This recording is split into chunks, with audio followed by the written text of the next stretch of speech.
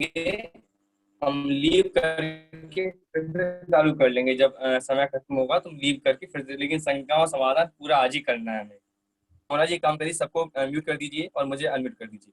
ठीक नहीं, है। बीच बीच में सबके माइक ऑन हो जाएंगे, मुझे पता है। सबको पहले पहले म्यूट कर दीजिए। कर दिया भैया जी। हाँ, अब आप मुझे मैं तो ऑन हुई, ठीक है। हाँ हाँ। चलिए,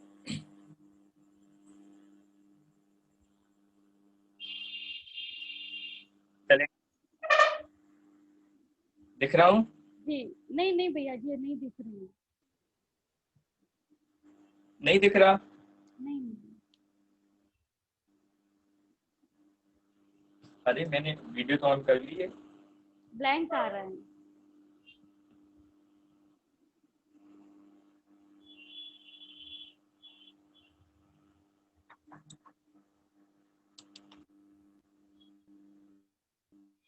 हाँ, ठीक है, करूँ प्रारंभ? जी भैया जी। चलिए, सब एक बार हाथ जोड़ लें, हम छोटा सा मंगलाचरण करेंगे, फिर प्रारंभ करेंगे। नमो अरिहंताणं,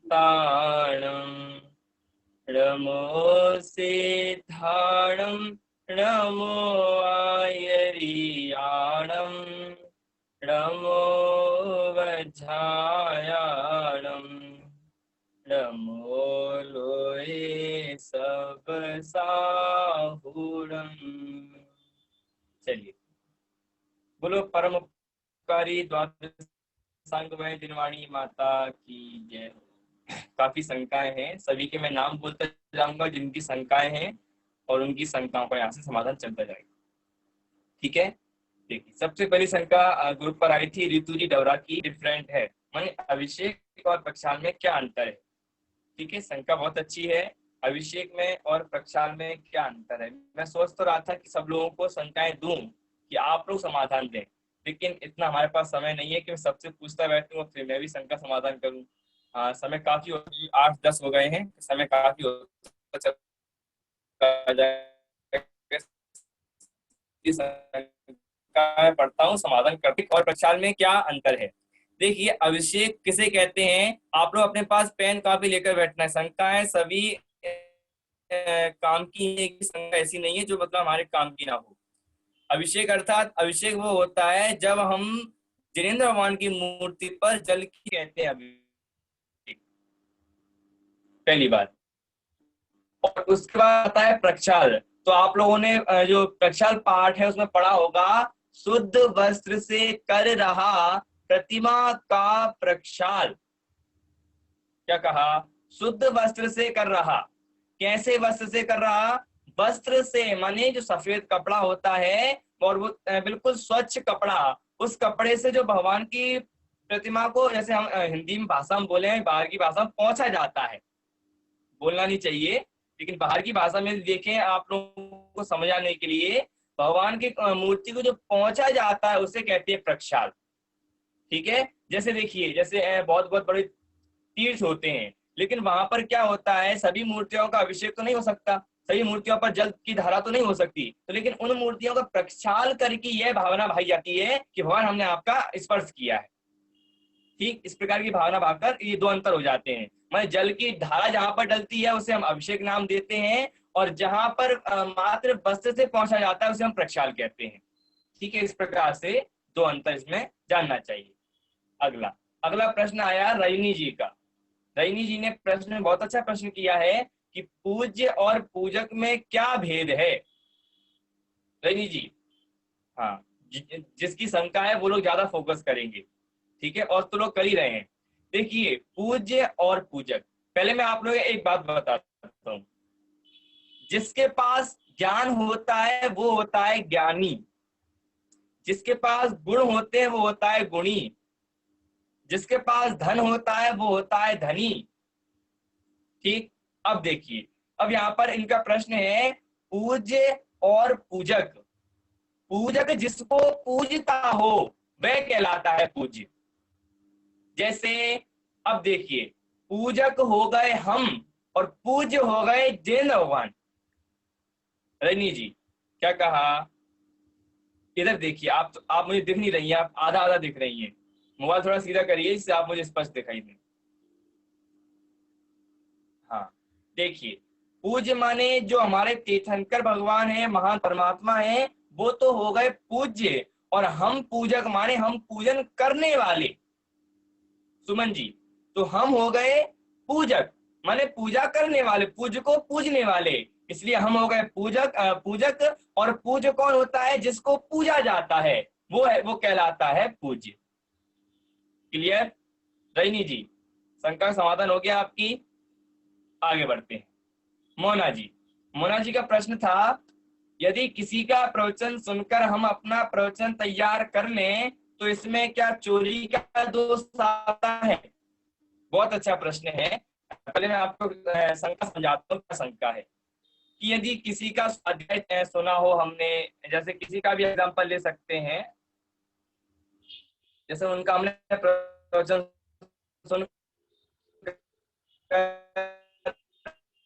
और उन्हीं का पूरा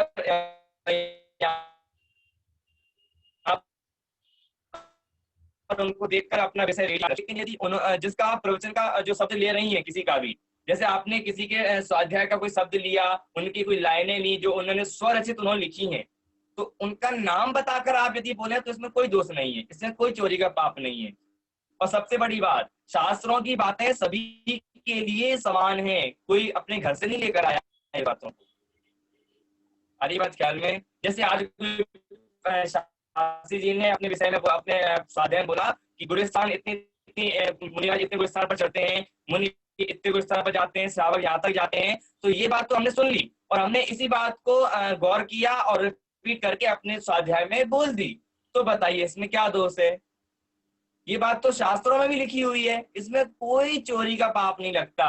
बस यदि कोई उसकी स्वरचित लाइनें हो उसको हम ले रहे हैं तो उसका एक बार नाम बोल दें, बस इतने में काम हो जाता है। ठीक है, इसमें कोई चोरी का पाप नहीं लगता। इसमें जो हमारी भावना रहती है चोरी का पाप लगेगा, उसकी लाइनें ले ली हमने चोरी का पाप लगेगा, इसमें कोई भी चोरी का पाप नहीं। ठीक है, चलिए मोना जी क्लियर? क्लियर। आगे, हाँ अगला प्रश्न है, मोना जी का ही अगला प्रश्न है, हम पूजन क्यों करते, इससे क्या होगा? चावल फेंके फालतू में, सही बात है।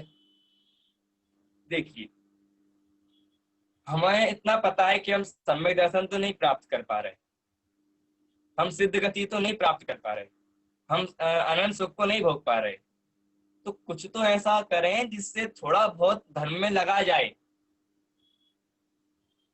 क्या कहा? मेरी आवाज स्पष्ट आ रही है आप लोगों को? जी भैया जी। क्योंकि मेरी आवाज आप लोगों तो लेट पहुंच रही है ऐसा लग रहा है मुझे। मोना जी स्पष्ट आ रही है मेरी? जी जी जी। देखिए, देखिए पूजन क्यों की जाती है? ऐसा नहीं है कि भगवान को खुश करने के लिए पूजन की जाती है, कि भगवान हमारा कल्याण कर देंगे, कि भगवान हमें भवसागर से मैंने पार लगा देंगे। ऐसा कुछ नहीं है, ऐसा उद्देश्य नहीं है पूजन करने का। पूजन करने का एकमात्र यह उद्देश्य रहता है कि हम पाप भावों से हटकर पुण्य भावों में लगें। अब आप लोग कहेंगे पुण्य पाप फल माई हरक बिलखो मत भाई, ये बात भी सही है, लेकिन अभी पता है कि हमको मोक्ष नहीं आ रहे हैं, तो कुछ तो कर सकते हैं जिससे धर्म के मार्ग में लगे, धर्म में हमारी वृद्धि हो, हमारे ज्ञान में वृद्धि हो। क्या पता हम भव्य बनकर अगले भाव में मोक्ष चले जाएं। इस भावना से हम पूजन करते हैं। हमारा कोई अन्य उद्देश्य कि भगवान हमें कुछ देंगे, कि भगवान से हम कुछ मांगने जा रहे हैं। ठीक है, एकमात्र हम धर्म के मार्ग में लगे, पाप से हटकर पुण्य में लगे, बस यही हमारा भाव रहता है, इसलिए हम पूजन करते हैं, इसलिए पूजन करना चाहिए। मोना जी क्लियर? जी भैया। आगे फिर मोना जी का अगला प्रश्न आया, गर्व और मद में क्या अंतर है? देखिए, लौकिक भाषा में बोलते हैं गर्व, और अपने धार्मिक भाषा में कहें तो मद, कोई अंतर नहीं। क्या कहा? बाहर में बोला जाता है इस व्यक्ति को कितना गर्व हो रहा है, इसको अपने ऊपर कितना गर्व है। और अब धार्मिक बात कहें, हमें इस व्यक्ति को कितना मद हो रहा है, इसको कितना मद है।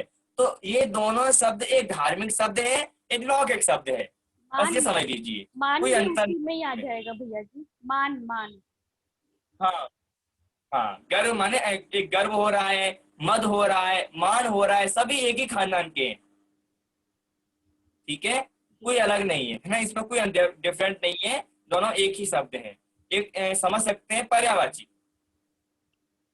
ठीक, आगे फिर रितु जी का प्रश्न आया है अजय विघ्नों का हरता नमो कार्य मंत्र महान। तो इसमें उन्होंने शंका की थी, शायद इस प्रकार की शंका थी कि नमोकार मंत्र में तो ऐसा कहा है कि यह अजय माने जिताने वाला है और विघ्नों का हरण करने वाला है नमोकार मंत्र, लेकिन आपने तो ऐसा कहा कि नमोकार मंत्र कुछ नहीं करता, वो तो एकमात्र निमित्त है।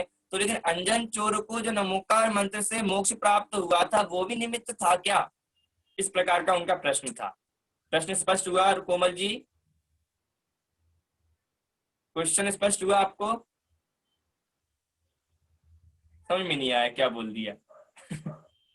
देखिए, प्रश्न ऐसा है कि नमो का आपने जब हम लोग जब अध्ययन किया था तो एक लाइन आई थी उषा जी, क्या लाइन आई थी कि है अजय विघ्नों का हरता नमो कार्य मंत्र महान। ठीक है, माने जो जो हारा व्यक्ति उसको जिताने वाला है और जो विघ्न है उनको दूर करने वाला है, ऐसा नमोकार मंत्र को कहा था।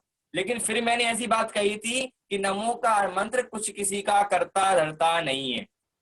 ठीक है, इतनी बात मैंने कही थी। तो उनकी शंका यहाँ पर हुई रितु जी की कि आपने इतना कहा तो लेकिन अंजन चोर को तो नमोकार मंत्र से ही सिद्धगति प्राप्त हुई है, तो ये भी निमित्त मानना चाहिए या नमोकार मंत्र की वजह से ही हुआ? कैसा क्या करना चाहिए इसमें, ऐसा प्रश्न था। स्पष्ट हो गया प्रश्न कविता जी, भावना जी? अब देखिए, इसमें ऐसा है, नमोकार मंत्र एकमात्र निमित्त कारण है, वह आपको मोक्ष नहीं प्राप्त कराने वाला। नमोकार मंत्र है महान, वह माने कि नमोकार मंत्र सबसे श्रेष्ठ है। और यदि यदि इस प्रकार की मान्यता यदि हम निश्चय से मान लेंगे तो हम पुरुषार्थ ही नहीं करेंगे प्रीति। फिर क्या होगा, हमें मोक्ष चाहिए, नमोकार मंत्र पढ़ो मोक्ष हो जाएगा, ऐसी भावना से फिर हम जीने लगेंगे। और ऐसा कभी होने वाला तो नहीं है। जब जीव की जैसी योग्यता प्रकट होती है तभी उसे मोक्ष होता है, कोई इसे मोक्ष दिलाने वाला नहीं है सब द्रव्य स्वतंत्र जगत में, कोई न किसी का काम करे, अपने अपने स्वचतुष्टय में सभी द्रव्य विश्राम करें। अपने अपने द्रव्य में सभी द्रव्य विश्राम करते हैं, कोई किसी द्रव्य का करता धरता नहीं है कि यदि सुमन जी हम नमोकार मंत्र पढ़ेंगे हमें मोक्ष हो जाएगा। हम तो रोज पढ़ रहे हैं मंगलाचरण, अभी तक किसी को मोक्ष नहीं हुआ, मेरे ख्याल से सभी आते ही हैं, कोई अभी तक सिद्ध गति को प्राप्त नहीं हुआ। मैं भी आपके सामने ही बैठा हूं, यानी कितनी बार नमोकार मंत्र पढ़ चुका हूं, लेकिन मोक्ष मुझे अभी तक नहीं हुआ। सबसे बड़ी बात, अब देखिए यहां पर काम आती है श्रद्धा। क्या कहा? यहां पर काम आती है श्रद्धा। हमें उसके प्रति यदि श्रद्धा है, नमोकार मंत्र के प्रति यदि हमारे भाव अच्छे हैं, तो आप अंजन चोर क्या किसी माने किसी जीव को, किसी भंगी को, किसी भी कैसे भी जीव को मोक्ष हो सकता है। देखिए एक एग्जांपल देता हूं, वैसे अलग एग्जांपल है लेकिन ये बात भी सही है। यदि कोई कसाई जीव के पुण्य का उदय आया है और उसके मोक्ष जाने का माने मोक्ष जाने का बिल्कुल समय निश्चित हो गया है कि इसे मोक्ष जाना है और उसके मोक्ष का समय है, और वो उस समय मैं भाषा अलग बोल रहा हूं लेकिन आप लोग अन्यथा ना लें, वो यदि भैंसा को किसी जानवर को काट रहा है तो उस समय भी उस जीव को मोक्ष हो सकता है। मानते हैं आप लोग? सम्यक दर्शन हो सकता है। क्यों? श्रद्धा अलग हो जाती। महावीर भगवान सिंह की पर्याय में थे, तब एक हिरण का भक्षण कर रहे थे, तो दो चाणक रिद्धिधारी मुनिराज आए और उन्होंने उपदेश दिया कि हे भव्य, तू तो 24वां तीर्थंकर होने वाला है, तू ये क्या कर रहा है? तो उन्हें सम्यक दर्शन हो गया। हो सकता है किसी को मांस खाते खाते किसी को सम्यक दर्शन हो सकता है क्या? लेकिन होता है, ये बात भी स्वीकार करनी है। ठीक, इसलिए यहाँ पर नमोकार मंत्र में श्रद्धा पक्की होगी तो निश्चित मोक्ष होगा। जो अंजन चोर था उसकी श्रद्धा नक्की थी, बिल्कुल पक्की रूप से था, वो कोई डाउट नहीं था। उसने बोला आणम ताणम कछु न जानम, सेठ वचन प्रमाणम। सेठ का वचन जो है वही प्रमाण है, क्योंकि नमोकार मंत्र भूल गया था वो। इसलिए नमोकार मंत्र में श्रद्धा काम आती है, मात्र नमोकार मंत्र काम नहीं आता। ठीक, समाधान हुआ? बिरतु जी हमारे सामने तो नहीं है, लेकिन काफी स्पष्टीकरण हो गया है। वीडियो बनी रही है तो उनको सुन ही लेंगे अपनी समाधान। ठीक है, चलिए अगली। जैसे देखिए अब अगली शंका है मोना जी की।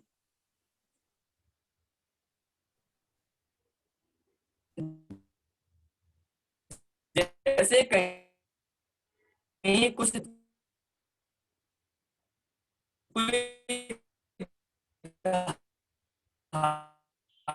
धार्मिक शब्द लिखा हुआ है, शंका सुनिएगा, ये शंका है। ठीक है मोना जी? भैया जी आवाज क्लियर देखिए नहीं आ रहा है। जैसे अभी भी नहीं आ रहा? अभी अभी आ रहा है। हाँ, देखिए जैसे मोना जी ने शंका की है कि जैसे कहीं हमने कोई धार्मिक शब्द लिखा, तो धार्मिक शब्द लिखने के बाद हमें उसे मिटाना पड़ता है, तो मिटाने के बाद कोई पाप लगता है या नहीं? पहली बात। ठीक है, तो देखिए इसका उत्तर भारती जी ने आपको दे दिया था, वो उत्तर सही था, मैंने सुन लिया था, सही उत्तर आया था। देखिए भारती जी दमोह ने क्या दिया था कि देखिए जब हमने किसी कार्य के लिए किसी चीज को लिखा है, जैसे हमने कोई नमोकार मंत्र लिखा है, तो नमोकार मंत्र को हमारे मिटाने के उस समय ऐसे भाव नहीं है कि माने इसको मिटा दिया जाए, कि उल्टा सीधा माने कोई विकारी भाव हो रहे हो अंदर, तो उस भाव से मिटा रहे हो, ऐसे भाव नहीं है। बस इसलिए मिटा रहे हैं कि आगे इसकी कोई निंदा ना हो। ठीक है, जैसे ऐसे कोई ब्लैक बोर्ड पर किसी नमोकार मंत्र लिखा, अब लिखा रहेगा तो अब आगे भी तो कुछ करना पड़ेगा। इसलिए भावों का यह फल होता है कि आप किन भावों से मिटा रहे हैं। हमारे उस समय भाव किस प्रकार के हो जाते हैं कि अब हम अगला कुछ लिखने जा रहे हैं तो क्षमा करिए हम इस प्रकार से मिटाना चाहते हैं। ऐसे भाव नहीं है कि मैं जानबूझ के मिटा रहा हूं। ठीक है, इसलिए ऐसा मिटा सकते हैं, लेकिन उस समय भावों की निर्मलता होनी चाहिए, भावों में स्पष्टीकरण होना चाहिए। जैन धर्म भाव प्रधानी है, यदि आप भाव से श्रद्धा से उसको मिटाएंगे तो कोई दोष नहीं लगेगा, और यदि आपने विकारी भावों में मिटा दिया, खेल खेल में मिटा दिया, तो इसमें दोष लगता है। ठीक, हो रही है बात क्लियर मोना जी? हाँ जी भैया जी। इसलिए भावों की यहाँ पर भावों की मुख्यता लेनी चाहिए। हाँ, चलिए अगला प्रश्न कोमल जी का प्रश्न है, जो द्रव्य हम चढ़ाते हैं उन द्रव्यों का क्या करना चाहिए? जो जिन मंदिर में हम जो चढ़ाते हैं द्रव्य, उन द्रव्यों का क्या करना चाहिए? देखिए क्या करें उन द्रव्यों का? कोमल जी आप क्या करती हैं?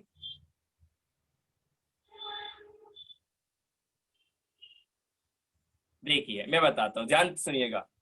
देखिए उन द्रव्यों का क्या करना चाहिए, जैसे देखिए हमने पूजन कर ली, लॉकडाउन है हमारा अभी और हम घर में पूजन कर रहे हैं। चलिए आप ही शंका करिए। हाँ मोना जी बोल, कोमल जी ऑन करिए माइक।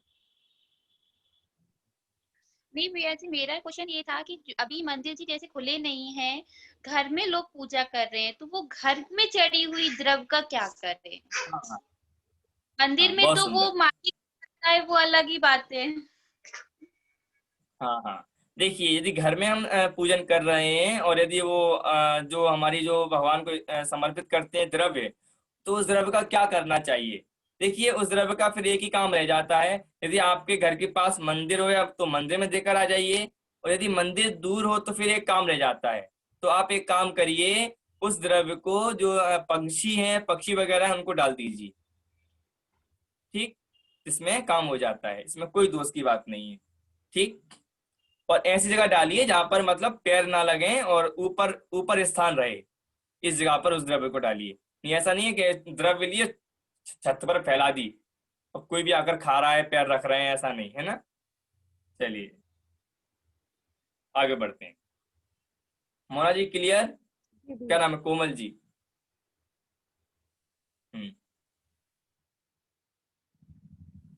हाँ, कोमल जी का अगला प्रश्न है, स्वास्थ्य को थाली में हटाते हैं तो उसका अभिनय होता है क्या? स्वास्थ्य बनाकर थाली में फिर उसको मिटाया जाता है, तो मिट जाता है या मिटाया जाता है, तो उससे कोई दोष होता है क्या? देखिए, ये भी आपका वही वही शंका है जो मोना जी की शंका थी, कि कोई धार्मिक शब्द लिखा जाता है तो मिटा दिया जाता है, तो उसमें कोई दोष होता है क्या? तो देखिए, इसमें दोष की तो बात नहीं है, क्योंकि हम जब हम लिखते हैं, ठीक है, तो लिखने के बाद जब सामग्री उसमें समर्पित हो जाती है तो हम स्वयं तो मिटा नहीं रहे,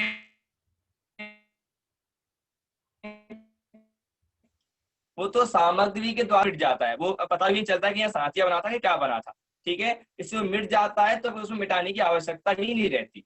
और यदि कभी कभी रह भी जाता है, कहीं कहीं कभी कभी रह भी जाता है, तो माने जो उसको पानी से धो दिया जाता है। लेकिन भावों की मुख्यता यहाँ पर ये भी, यहाँ पर भावों को ही लेना है, क्योंकि भावों के अभाव, जब भाव रखेंगे अच्छे कि हमने भावों से मिटा रहे हैं तो कोई बात नहीं। यदि कोई जैसे आपने एग्जांपल सुना होगा, पानी में नमोकार मंत्र मिटाया था पैर से, तो सीधा कौन सी गति प्राप्त हुई थी? नरक गति प्राप्त हुई थी। लेकिन भाव उस समय उसके भाव कैसे थे? इसलिए यहाँ पर भावों की मुख्यता अधिक है।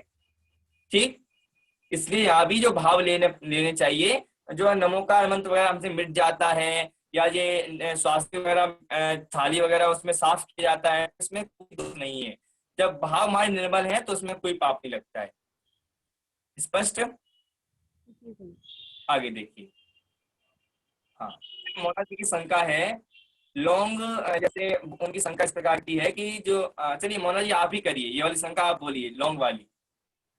मेरा प्रश्न है कि जैसे अभी मोक्ष सप्तमी गया है, काफी लोगों को देखा है कि 40 बार चालीसा उन्होंने पार्श्वनाथ चालीसा पढ़ा है, और पढ़कर वो लोग अपना लौंग एक साइड रख रहे हैं। कोई कोई चांदी की लौंग से भी किसी ने थाली सजाया है, जैसे 40 लौंगों से। तो वो लोग क्या करेंगे उसका, मतलब उनको बहुत क्या अच्छा करना प्रश्न है। चाहिए? हाँ। प्रश्न ख्याल में आ गया आप लोगों के? प्रश्न ख्याल में आ गया, तो मतलब जो लौंग वगैरह उन्होंने 40 बार 40 का पाठ किया और 40 लोगों को इधर रखा रखा है ना, मैंने समर्पित किया। तो अब वो लोगों को यूज तो नहीं कर सकते, क्योंकि वो अब यूजलेस हो गई, तो उनका क्या करेंगे? तो देखिए, वो एक काम रह जाता है कि माली को दे देना, क्योंकि वही एक काम आता है, और दूसरा कोई काम नहीं है, क्योंकि इसको लौंग वगैरह कोई पक्षी वगैरह खाते नहीं है। ठीक, इसीलिए वो एकमात्र यदि आपके मंदिर में माली हो तो उस माली को वो लौंगे दे सकते हैं। और भैया जी ठीक, किसी ने चांदी की लौंग ये दी बात नहीं यहाँ पर लेना है, क्योंकि तो? देखिए लौंग, हाँ, तो भैया। जैसे चांदी की लौंग है, तो चांदी की लौंग यदि यदि कोई बहुत ज्ञानी, मतलब अंदर से बहुत वैसा व्यक्ति हो, तो माली दे दे। अन्यथा लोग ऐसा ही करते हैं कि मंदिर में लगा देते हैं उसको, लौंग को, माने जो चांदी की लौंग होती है उसको कैसे भी कैसे करके मंदिर में कहने की लगा देते हैं, जिससे चांदी मंदिर में काम आ जाती है। ठीक है, यदि कोई बहुत पैसे वाला हो तो व्यक्ति क्या करता है, माली को दान देता है। रचना ठीक दीदी है, कुछ भैया जी, बोलना चाह रही है, भैया जी। हम ये कह रहे हैं कि वो लौंगे जिनकी बात आप कह रहे हैं, वो लौंगे चढ़ाई थोड़ा ना गई है, वो तो मात्र गिनती करने के लिए 40 लौंग रखी जाती है।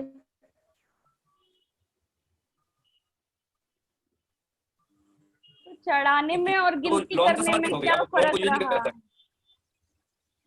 नहीं, लौंगे कोई मतलब चावल से कर लेता है, कोई लौंग से करता है, तो 40 बार गिनती मतलब गिनती की गलती ना हो, इसलिए वो अपने 40 लौंगों का प्रयोग किया जाता है। वो चढ़ाया थोड़ा है, यदि एक बार हाँ, 40 पड़ा लौंग ऐसा चढ़ा हो दी। हाँ इसीलिए इसीलिए यहाँ पे हाँ, चांदी के लौंगों देखिए का देखिए प्रयोग कर लिया जाता है। गिनती के लिए यदि ऐसा हो, हाँ, यदि गिनती के लिए हो रहा है तो यूज कर सकते हैं, लेकिन कि वो भाव से यदि भगवान की मूर्ति सामने रखे हुए हैं और समर्पित कर रहे हैं उनके सामने थाली में। भैया जी, 40 पढ़ने में समर्पित करने की कोई बात ही नहीं आती। 40 वैसे अपन पढ़ते तो भैया जी चले गए, लेफ्ट हो गए। आ गए आ गए।